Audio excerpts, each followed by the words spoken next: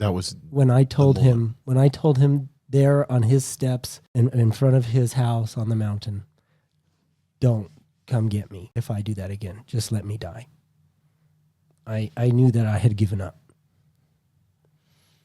Did it, I mean, obviously it brought a spiritual awakening to you, but it didn't feel very good in the moment. Are you ready to be born into something new?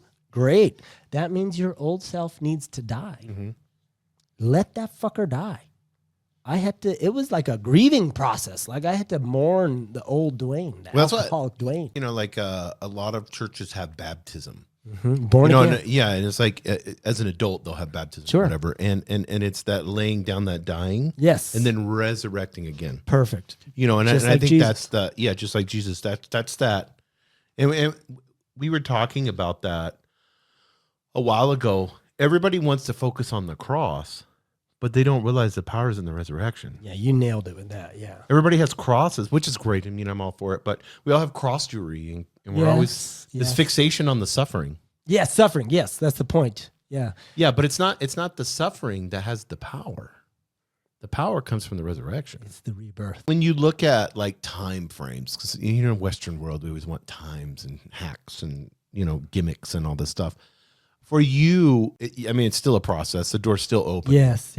But I mean, as far as when you began to see the light really shining in, when did you begin to acknowledge that this higher power is doing this for me? It was not immediately. The moment that I experienced at the pool, the spiritual experience and this removal of the desire to drink was taken away from me. So from being in the mountain, sitting on the porch with your spiritual advisor to the pool is how long? 6 months. So there's a lot of work happening in this 6 months. A lot of shit showing. Every single fucking day is work.